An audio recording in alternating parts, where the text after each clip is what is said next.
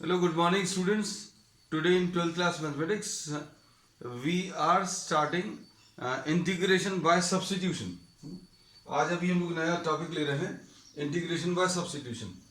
इसमें we'll be discussing this method with the help of a problem 7.2 का question number 1. इसमें problem जो दिया है वो कुछ ऐसा है 2x upon 1 plus x square D x. तो अब आप इसको अगर आप देखो तो this given function does not lie in any one of the standard forms. अभी हमने कुछ स्टैंडर्ड फॉर्म्स दिए, कुछ फॉर्मूलेस दिए हैं, उनमें से किसी में भी लाई नहीं कर रहा है ना. तो मतलब इसमें कुछ तो भी अलग करना पड़ेगा so that this converts into a standard form. अब जैसे एग्जांपल के लिए अभी हम लोग इसमें ऐसा कुछ सोचकर देखें कि 1 प्लस एक्स स्क्वायर को अगर t ले लिया जाए, suppose we are putting 1 plus x square is equal to t, है ना. तो अब हम लोग इसमें ये देखते हैं कि अगर आपने इसको t ले लिया तो ये तो t आ गया, ठीक है, लेकिन ऊपर अभी भी x के टर्म्स में सारी चीजें हैं. तो पूरे प्रॉब्लम को अभी हम लोग किसके टर्म्स में, इन टर्म्स ऑफ t कन्वर्ट करेंगे. अब पूरे प्रॉब्लम को t के टर्म्स में कन्वर्ट करने का तरीका क्या है, differentiate this with respect to x on both sides. किसको, ये जो सब्स्टिट्यूशन अभी हम लोगों ने यूज किया है, इसको अभी हम लोग डिफरेंशिएट कर लें with respect to t, with respect to x. अब विद रिस्पेक्ट टू x अगर आप डिफरेंशिएट करोगे तो ये तो जीरो आ जाएगा और x स्क्वायर का डेरिवेटिव बच्चों 2x आ जाएगा. x स्क्वायर का डेरिवेटिव कितना, 2x आ गया, और यहां पर इसका डेरिवेटिव dt बाई dx आ गया. तो अब हम लोग क्या बोलते हैं, देखो देखने में क्या पता चल रहा है कि 2x is equal to dt by dx. अब इसको अगर आप देखें तो 2x into D x will be equal to D T. 2x dx, ये 2x dx will be equal to dt. अब इसको देखकर अभी हम लोगों को ये समझ में आ रहा है, जो सब्स्टिट्यूशन अभी हम लोगों ने यूज किया है, we are trying to convert this entire problem in terms of t, है ना. पूरे प्रॉब्लम को t के टर्म्स में कन्वर्ट करें. इसको देखो 2x dx को dt, तो ये 2x dx, ये dt आ गया, और 1 प्लस एक्स स्क्वायर, तो 1 प्लस एक्स स्क्वायर टी है. तो अब कहने का मतलब ये है, ये प्रॉब्लम अब किस में कन्वर्ट हो गया, ये 2x dx को अभी आपने dt लिख लिया और नीचे 1 प्लस एक्स स्क्वायर को क्या t लिख लिया. तो अब ये प्रॉब्लम बहुत सिंपल आ गया. कैसा सिंपल हो गया, इसमें अभी हम लोग बोलेंगे now this has converted into a standard form 1 by x, है ना. 1 अपॉन लीनियर फैक्टर या 1 अपॉन x वाले फॉर्म का जो इंटीग्रेशन है वो क्या आ जाता है, लॉग आ जाता है. So log of t will be the answer, और log of t plus c, this will be the answer. अब t के टर्म्स में तो अभी हम लोग वैल्यू लिखेंगे नहीं, तो अब हम लोग क्या लिखेंगे, log of 1 plus x square and plus c, this will be the answer. तो अब हम लोग इसमें ये कहते हैं कि बच्चों क्या दिया रहेगा, आप इसको अगर ध्यान से देखें तो कोई एक फंक्शन दिया रहेगा और उसका डेरिवेटिव भी प्रेजेंट रहेगा dx के साथ. सबसे इंपॉर्टेंट चीज क्या है कि आपको कोई फंक्शन दिया रहेगा, हो सकता है fx दिया हो या 1 अपॉन fx दिया हो या फिर साइन ऑफ fx दिया हो, मतलब कुछ तो भी आपको fx दिया रहेगा और उस fx का डेरिवेटिव रहेगा, लेकिन वो डेरिवेटिव dx के साथ रहेगा, है ना.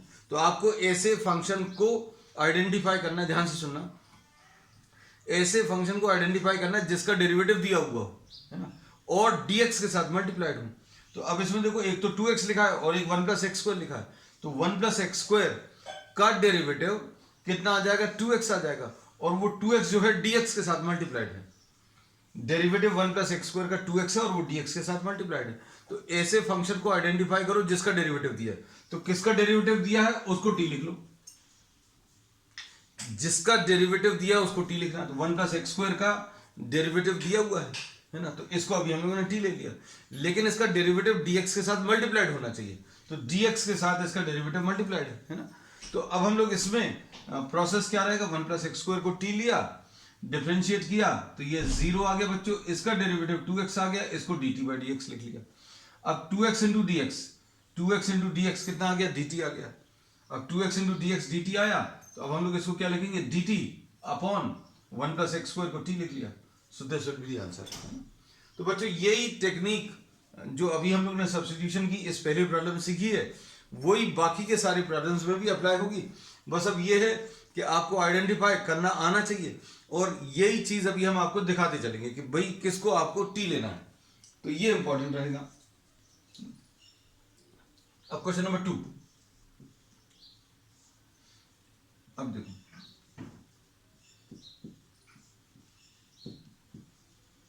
देखो जितने भी प्रॉब्लम्स इसके अब रहेंगे अब आगे इंटीग्रेशन में, उसमें कहीं पर भी कोई भी फंक्शन या कोई भी प्रॉब्लम स्टैंडर्ड फॉर्म में नहीं रहेगा। मतलब स्टैंडर्ड फॉर्म का मतलब क्या है, जितने फॉर्मूलेज आपने सीखे हैं उनमें से कोई भी फॉर्मूला डायरेक्टली अप्लाई होता हुआ नहीं दिख रहा है ना। तो अब इसके बारे में सोच कर देखो भाई, कोई ऐसा फंक्शन आइडेंटिफाई करो जिसका डेरिवेटिव दिया हो और dx के साथ मल्टीप्लाइड हो। तो ऐसा कौन सा फंक्शन दिया हुआ है जिसका डेरिवेटिव भी दिया हुआ है, ऐसा कौन सा फंक्शन है जिसका डेरिवेटिव दिया हुआ और dx के साथ मल्टीप्लाइड है ना। तो अब आप देखो इसमें log x को आप t ले लो, log x को आपने क्या ले लिया t, अब डिफरेंशिएट कर लो। अब log x को t क्यों लिया, क्योंकि इसका डेरिवेटिव 1/x आएगा, log x का डेरिवेटिव कितना 1/x आएगा, और 1/x दिख रहा है, ये 1/x किसके साथ मल्टीप्लाइड है, dx के साथ मल्टीप्लाइड है। भाई 1/x जो है dx के साथ मल्टीप्लाइड दिख रहा है क्या, 1/x dx के साथ मल्टीप्लाइड दिख रहा है ना। तो अब हम लोग ये बोल सकते हैं कि log x को आपने t ले लिया, तो ये कितना आ जाएगा बच्चों, differentiation 1/x is equal to dt/dx, ऐसा कुछ आ जाएगा। log x का डेरिवेटिव 1/x dx, अब क्या आएगा 1/x into dx is equal to dt। अब देखो ध्यान से, ये क्या चीज लिखी हुई है, ये dx/x लिखा है, dx/x ये दिख रहा है कहीं पर, ये dx/x को क्या लिखना है, तो इस पूरे को हटाकर अभी हम लोग क्या लिख लेंगे बच्चों, dt लिख लेंगे। लो भाई dt लिख लिया, और यहां पर क्या आ गया log x, तो log x को t ले लिया। तो इस प्रॉब्लम में भी ध्यान से देखो, इस प्रॉब्लम में अभी हम लोगों ने ये बोला है कि आपको ऐसे फंक्शन को t लेना है जिसका डेरिवेटिव दिया हो और dx के साथ मल्टीप्लाइड हो। तो log x का डेरिवेटिव, अभी किसी के मन में आ रहा हो कि x को ले लो, तो x को अगर ले लेंगे या 1/x को ले लेंगे, तो 1/x का डेरिवेटिव क्या दिया हुआ है। तो हर एक प्रॉब्लम में आपको ये सोचना है कौन सा फंक्शन ऐसा है जिसका डेरिवेटिव आपको मालूम है ना। तो जिसका डेरिवेटिव आपको मालूम है उसको टी ले लेना। तो log x का डेरिवेटिव अभी हमें मालूम है, डेरिवेटिव मालूम भी होना चाहिए और dx के साथ मल्टीप्लाइड भी होना चाहिए। log x का डेरिवेटिव 1/x, तो 1/x बच्चों dx के साथ मल्टीप्लाइड है।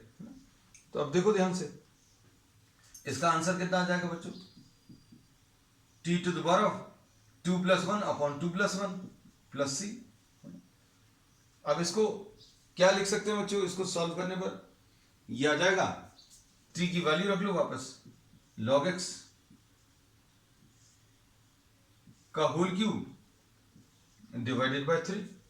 अब अच्छे सुनना बच्चों, log का कभी भी आप आंसर दे रहे हैं तो log हमेशा पॉजिटिव वैल्यूज का ही डिफाइंड होता है। log किसका डिफाइंड होता है, पॉजिटिव वैल्यूज का। तो ये पॉजिटिव बनाने के लिए अभी आप यहां पर मॉड लगा देना, एब्सोल्यूट वैल्यू है ना। अब किसी के मन में आएगा यहां पे क्यों नहीं लगाया, तो यहां पर जरूरत ही नहीं है। क्यों नहीं है, क्योंकि 1 तो पॉजिटिव है, प्लस x अगर आप लोगे तो x का स्क्वायर जो है ये पॉजिटिव आएगा, तो पॉजिटिव प्लस पॉजिटिव नंबर, तो इसके बारे में ऑलरेडी मालूम है ये पॉजिटिव है। तो इसमें अगर अभी हमने एब्सोल्यूट वैल्यू नहीं भी लगाई तो भी चलेगा, है ना। तो this will be log x का whole cube and plus c। ठीक, अब क्वेश्चन नंबर 3 देखो, क्वेश्चन नंबर 3 में क्या दिया हुआ है,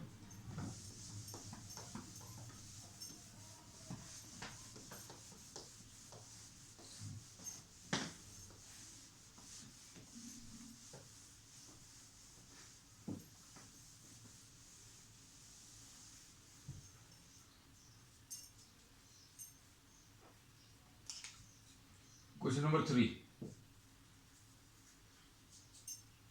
अब इसमें 1/x + x log x ऐसा कुछ है।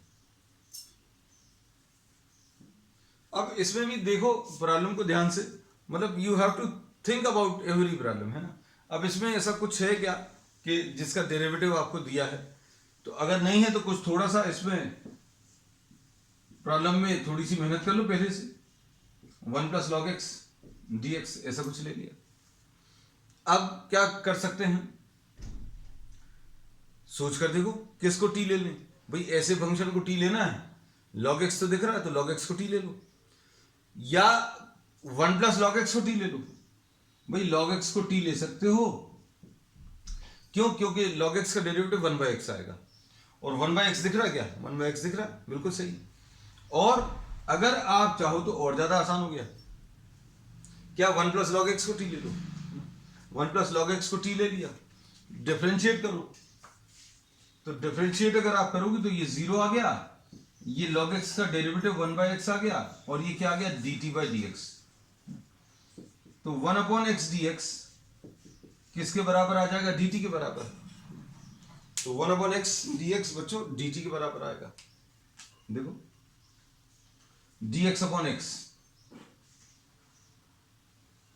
ये देखो dx अपॉन एक्स, इसको हटाकर क्या लिख देना? dt लिख देना।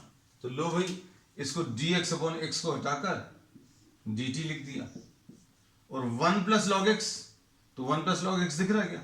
1 प्लस लॉग एक्स को अभी हमने t लिख लिया। तो ये प्रॉब्लम देखो बच्चों आसान हो गया। अब इसमें कितना आ जाएगा? ये आ जाएगा log t प्लस सी। अब log ऑफ t, t कितना है बच्चों? t की वैल्यू वापस रख दो, क्योंकि प्रॉब्लम तो x के टर्म्स में दिया था, अब आंसर ऐसे नहीं छोड़ सकते आप, है ना, क्योंकि प्रॉब्लम आपको x के टर्म्स दिया तो वापस x के टर्म्स में इसको चेंज करना है। तो ये 1 प्लस लॉग एक्स आ जाएगा, है ना, और प्लस सी। अब इसमें बताओ, इसमें अभी हम लोग क्या बोलेंगे कि आपको इसको किस में कन्वर्ट करना बच्चों? इसको पॉजिटिव वैल्यूज लेनी है, तो you can write this as what? 1 plus log X, ऐसा कुछ लिख सकते हैं। ठीक, नेक्स्ट क्वेश्चन नंबर 4 देखो।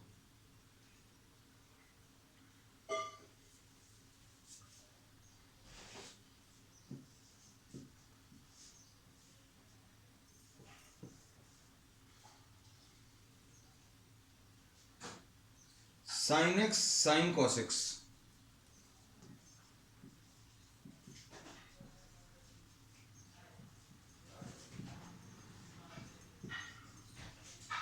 अब ये थोड़ा सा यहां से कंफ्यूजन स्टार्ट होगा, है ना। इसमें अभी हम लोग क्या बोलेंगे, किसी के मन में आएगा साइन एक्स को टी ले लो, किसी के मन में आएगा कॉस एक्स को टी ले लो। तो भाई जिसको भी आप टी ले रहे हो, साइन एक्स को टी लें या कॉस एक्स को टी लें, तो उसका डेरिवेटिव दिया हुआ होना चाहिए और dx के साथ मल्टीप्लाइड होना चाहिए। तो ये cos x किसी को dx के साथ मल्टीप्लाइड नहीं दिखना चाहिए, क्योंकि ये sin x into cos x नहीं है, ये sin थीटा है, मतलब ये एंगल है, मतलब आप इसको सेपरेटली कंसिडर नहीं कर सकते, क्योंकि sin अलग और थीटा अलग नहीं होगा। यहां पर ये है sin cos x, है ना। तो अभी हम लोग बोलेंगे इसमें, तो अभी हम लोग इसको अलग नहीं कर सकते। अगर किसी के मन में ऐसा कुछ आ रहा है कि भाई cos x sin x को t ले लें, किसी के मन में ये आया, मान लीजिए sin x को t ले लें, तो इसका डेरिवेटिव कितना आ जाएगा? cos x, और इसका डेरिवेटिव कितना आ जाएगा? dt बाई डी एक्स, है ना। तो cos x into D x दिख रहा है क्या? cos x into D x. अब कोई बोलेगा भैया ये तो दिख रहा है cos x into D x, तो भैया ये cos x अकेला नहीं है, this is not a single term, ये साइन cos x है। तो अब किसी का फिर अगला क्वेश्चन होगा कि भाई इसको अलग कर लो, तो इसको अलग नहीं कर सकते, साइन में से थीटा को आप रिमूव नहीं कर सकते, है ना। तो ये जो सब्स्टिट्यूशन है ये गलत है। क्यों गलत है? क्योंकि साइन x को अगर आपने t लिया तो cos x dx is equal to dt, तो cos x इंटू dx नहीं है ये, है ना। तो अब हम इसको अलग कर दें, ये सही नहीं था। अब देखो, अब cos x को t ले लो, cos x को t लेने में क्या फायदा? तो ये सारी चीजें जो अभी हम लिख कर बता रहे हैं ये मन में आनी चाहिए, है ना। This should be in your thought process. cos x को t लो, तो cos x को t लेने पर कोई फायदा मिल रहा क्या? तो इसका डेरिवेटिव कितना आएगा? माइनस साइन एक्स, है ना। तो माइनस प्लस माइनस से कोई फर्क नहीं पड़ता। कैसा फर्क नहीं पड़ता वो अभी हम लोग माइनस साइन को तो एडजस्ट कर लेंगे। साइन एक्स इसका डेरिवेटिव आएगा साइन एक्स dx के साथ मल्टीप्लाइड है क्या? आपने जिस फंक्शन को भी t लेना है उसका डेरिवेटिव cos x को t लिया, इसका डेरिवेटिव sin x, क्या ये dx के साथ मल्टीप्लाइड है? तो हाँ dx के साथ मल्टीप्लाइड है, तो ये चलेगा अभी हम लोगों को। देखो कैसा लिखेंगे इसको, ये आ जाएगा minus sine x into D x, sorry minus sine x, इसको cos x is equal to t लिखा, minus sine x is equal to D T by D x ऐसा आया, और sine x into D x, sine x into D x की जगह minus D T, ऐसा लिख सकते हैं। अब ये चीज शायद अच्छे से क्लियर हो गई होगी। अब हमें क्या चाहिए है, sine x into D x चाहिए, sine x into D x, तो क्या है sine x into D x, ये देखो sine x into D x. तो अभी हमने जिस फंक्शन को t लेना है उसको ध्यान से सोच कर देखना, cos x को t अगर लिया, जिसको भी t ले रहा है उसका डेरिवेटिव दिया होना चाहिए और dx के साथ मल्टीप्लाइड होना चाहिए।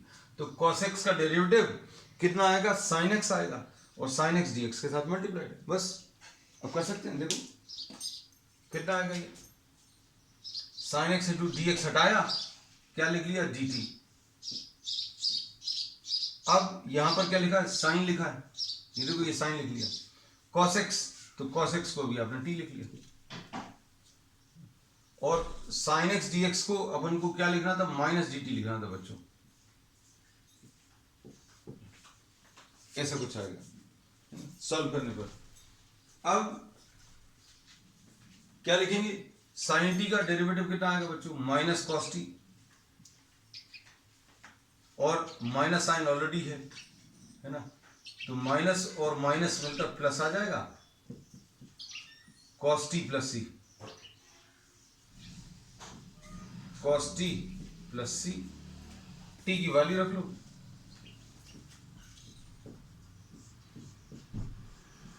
सो दिस इज द आंसर। अब देखो नेक्स्ट, तो बच्चों ये प्रॉब्लम्स में, ये सारे प्रॉब्लम्स में आपको बार बार यही चीज सोचनी है कि किसको सब्स्टिट्यूशन यूज करना है, ऐसे फंक्शन को सब्स्टिट्यूट करना है जिसका डेरिवेटिव दिया हो और dx के साथ मल्टीप्लाइड हो, है ना। चलो अब देखो नेक्स्ट,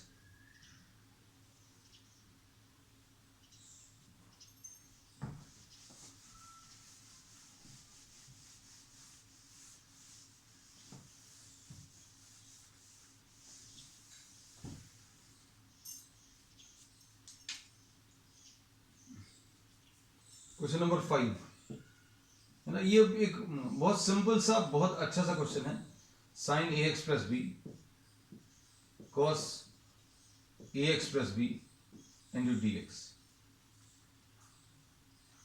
ये एक ऐसा प्रॉब्लम है जिसको दो तीन तरीके से कर सकते हैं, है ना। साइन को टी ले लो, sign a x plus B को टी ले लो, cos ax प्लस बी को t ले लो तो भी आएगा आंसर, और एक तीसरा तरीका और है ना। So what can you do, you can consider sine ax plus B is equal to T, है ना, sine ax plus B is equal to T ले सकते हैं, या फिर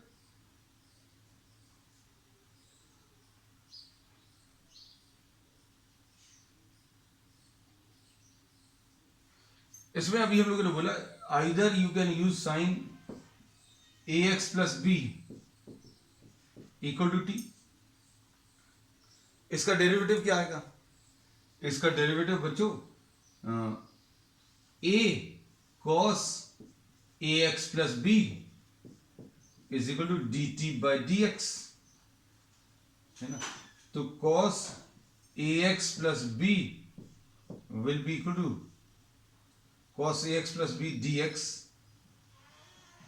will be equal to D T upon a, ऐसा कुछ है, ठीक है। तो अब इसको कैसा लिखेंगे, ध्यान से देखो,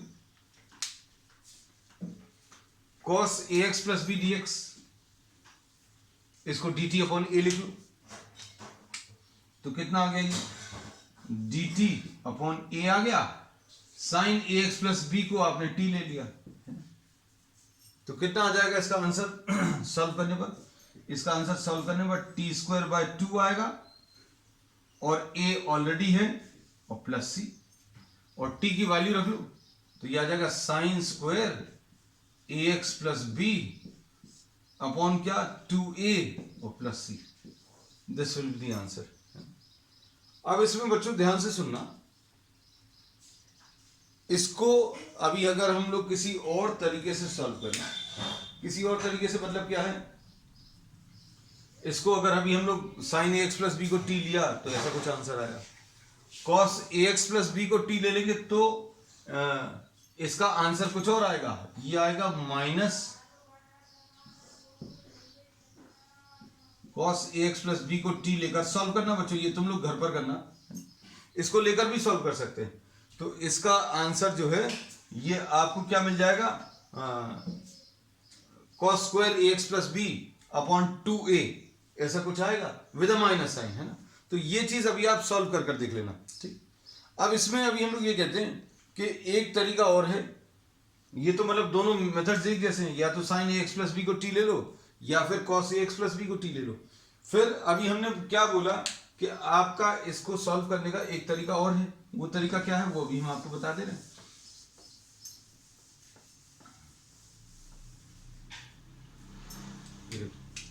अब इसमें एक तरीका ये है कि 2 sine a x plus b into cos a x plus B D x upon 2 ऐसा लिख लिया। क्या किया अभी हम लोगों ने, ऊपर और नीचे 2 का मल्टीप्लीकेशन कर लिया, तो ये कितना आ जाएगा, ये आ जाएगा sine 2 sine theta cos theta यानी साइन 2 थीटा आ जाएगा।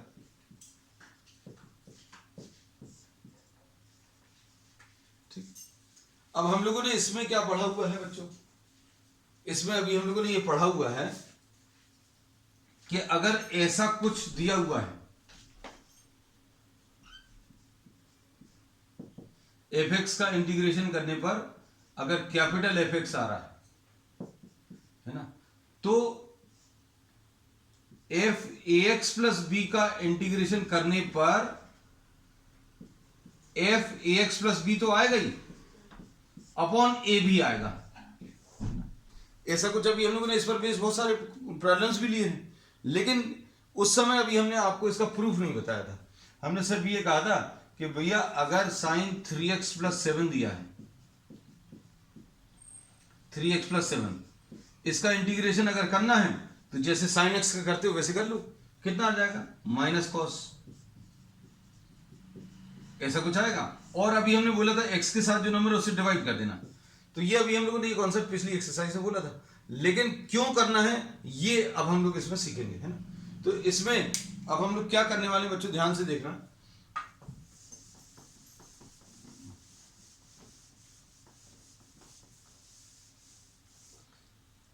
इसमें ax प्लस बी को अब हम लोग t लेने वाले हैं। वी आर टेकिंग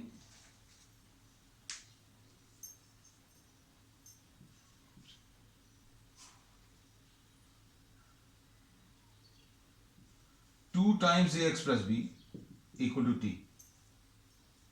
हम लोगों ने किसको t ले लिया, ये इस पूरे को अभी हम लोगों ने t ले लिया। अब इस पूरे को अगर t ले ले तो बच्चों कितना आ जाएगा, इसको सॉल्व करने पर डेरिवेटिव ले लो, 2a into 1 plus 0 is equal to D T by D x, ऐसा कुछ आएगा। अब क्या लिखेंगे, अच्छे से देखना, 2a into D x will be equal to D T. तो क्या 2a दिख रहा है वहां पर, नहीं दिख रहा, तो dx की वैल्यू निकाल लो बच्चों, dx will be equal to dt upon 2a। तो अब देखना dx को अभी हम लोग क्या लिख लेंगे,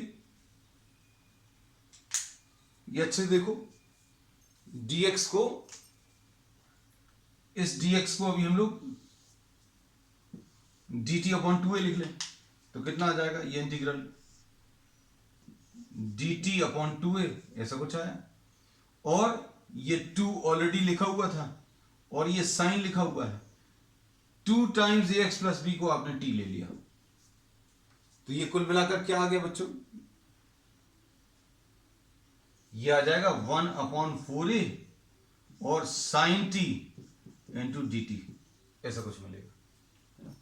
अब इसको सॉल्व कर सकते हो, तो सॉल्व करने पर कितना आ जाएगा 1/4a इंटू साइन टी का इंटीग्रेशन कितना आ जाएगा माइनस कॉस टी और प्लस सी, तो ये आ जाएगा माइनस कॉस टी की वैल्यू कितनी है 2 टाइम्स ए x plus B upon 4a plus c. तो अगर आपको एग्जामिनेशन में भी करना तो एग्जामिनेशन में आप डायरेक्टली भी लिख सकते हो, क्योंकि अभी हम लोगों को इस चीज की आदत पड़ चुकी है। किस चीज की आदत पड़ चुकी है? कि आपको अगर किसी चीज का इंटीग्रेशन करना है और लीनियर फैक्टर है तो x के साथ जो नंबर है अभी हम लोग उससे डिवाइड कर देते हैं। जैसे अगर आप इसका डायरेक्टली लिखते तो कैसा लिखते? साइन का बच्चों अगर आपको लिखना है साइन 2 टाइम्स ए एक्स प्लस बी, अगर आपको इसका इंटीग्रेशन लिखना है तो कैसे लिखते? 1/2 तो लिखा, माइनस कॉस लिखते और x के साथ जो नंबर है उससे डिवाइड करते, तो x के साथ बच्चों 2a है, तो आएगा आंसर बिल्कुल वैसे ही। लेकिन अब ये क्यों डिवाइड करते हैं इसका तरीका अभी हम लोगों ने इसका रीजन जो है अभी हम लोगों ने सब्स्टिट्यूशन मेथड में सीख लिया है।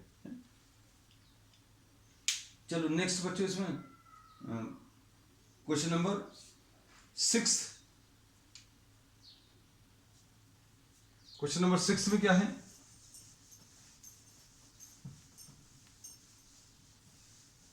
अब ये कुछ प्रॉब्लम्स ऐसे हैं बीच में ऐसे आएंगे जिनको देखकर अभी आपको लगेगा यार ये तो पिछले एक्सरसाइज में भी किए थे, है ना? तो बिल्कुल सही बात है, अभी हम लोगों ने इसको पिछली एक्सरसाइज में भी किया था, लेकिन अब हम लोग इसमें डिवाइड क्यों करते हैं इसका रीजन अभी हम लोग इसमें सीख जाएंगे।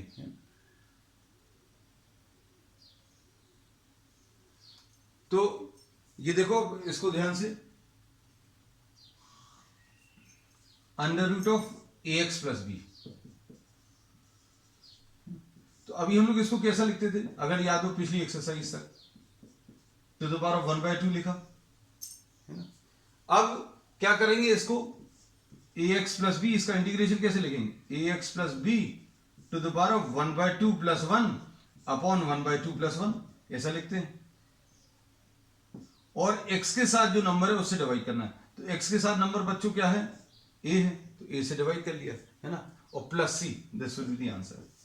तो ये आ जाएगा ax plus B to the power of 3/2 upon नीचे कितना आएगा 3/2, a भी है और प्लस c, है ना। तो ये अभी हम लोग पिछली एक्सरसाइज में भी ऐसे प्रॉब्लम्स कर चुके हैं।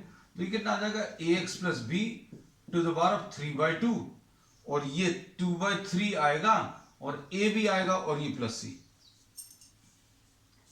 तो ये इसका आंसर है। लेकिन अब इसमें सब्स्टिट्यूशन मेथड वाली एक्सरसाइज में क्यों है? क्योंकि सब्स्टिट्यूशन मेथड में इस एक्सरसाइज में अभी हम लोग ये रीजन सीखेंगे कि a से क्यों डिवाइड होता है। तो अभी हम लोगों को कुछ बच्चों को ये लगता है, ये डाउट रहता है कि सर ये ऐसे क्वेश्चंस अभी हम लोग फर्स्ट एक्सरसाइज में कर चुके हैं तो यहां पर क्यों आया? तो वहां पर तो अभी हम लोगों ने ये सब ये बताया था कि अगर कोई लीनियर फैक्टर के साथ कोई फंक्शन अगर आता है तो आप इसको सिंपल फंक्शन की तरह इंटीग्रेट कर सकते हो और x के साथ जो नंबर है the coefficient of x a, उससे अभी आप डिवाइड कर देना। अब डिवाइड क्यों करते हैं ये अब हम लोग यहां पर सीखते हैं, है ना। तो वो अब हम आपको बता देना इसमें। देखो तो ये मेथड तो ऑलरेडी मालूम है आपको, अब नई चीज सीख लो। नई चीज क्या है कि भाई आप ऐसे फंक्शन को t लो जिसको t लेने पर ये किसी स्टैंडर्ड फॉर्म में कन्वर्ट हो जाए। ax प्लस बी को t ले लो, है ना। तो इसका आंसर कितना आएगा? इसका differentiation sorry a into 1 plus 0 is equal to dt by dx, ऐसा कुछ आएगा। अब क्या आएगा? a into dx is equal to dt, ऐसा कुछ आएगा, और dx की वैल्यू dt अपॉन a। ये देखो a से क्यों डिवाइड होगा, ये यहीं पर रीजन आ गया आपके पास। dx को हटाकर आप dt अपॉन a लिखेंगे, है ना। और ये देखो कितना आएगा,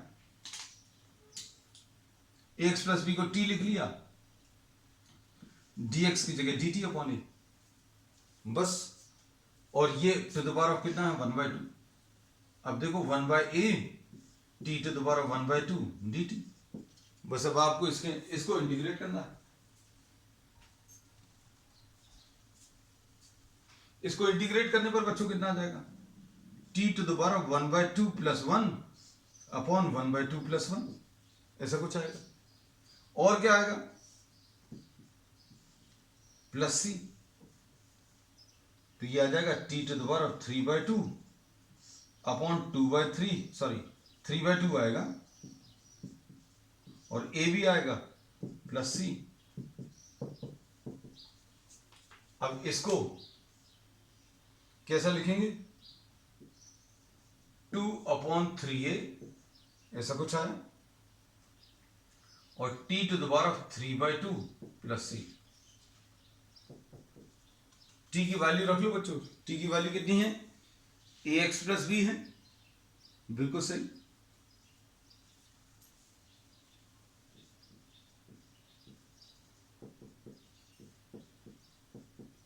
एन प्लस, ठीक। अब इसमें बच्चों एक प्रॉब्लम और ले रहे हैं, सारी चीजें आपको क्लियर हो जाएंगी। क्वेश्चन नंबर 7 आज का, today is last question.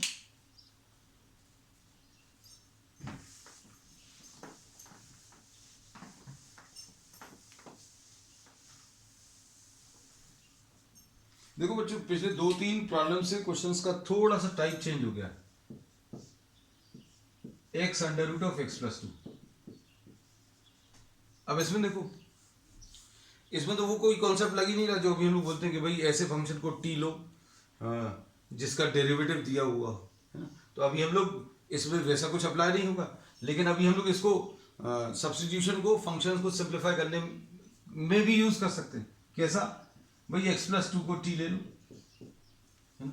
x plus 2 को अगर आपने t लिया, डिफरेंशिएट करो तो इसका डिफरेंशिएशन 1 आएगा, इसका 0 आएगा, इसको dt बाई डी एक्स ऐसा लिख लो, तो क्या आ जाएगा, dx is equal to dt, मतलब कोई फर्क नहीं पड़ा, dx की जगह dt लिख लो। अब इधर क्या फर्क पड़ेगा,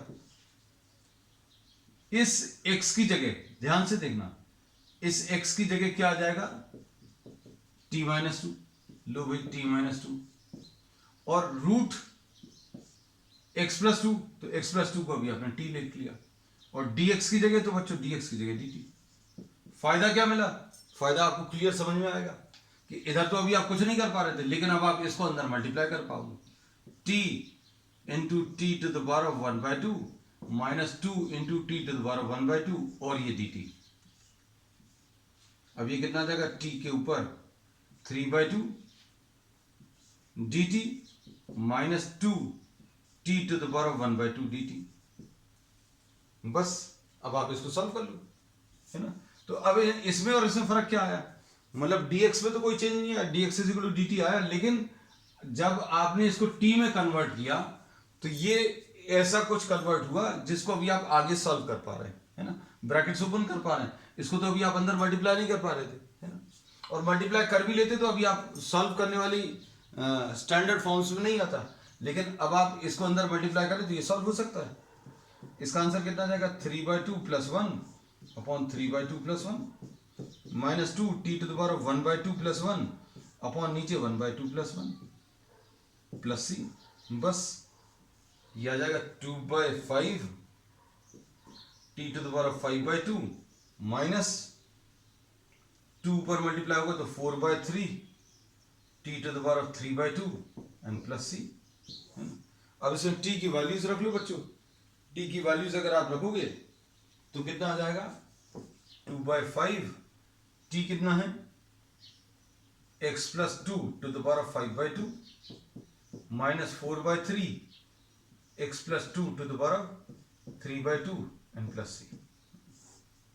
ठीक है, तो बच्चों we'll continue with the remaining problems on the next term. That's all for today.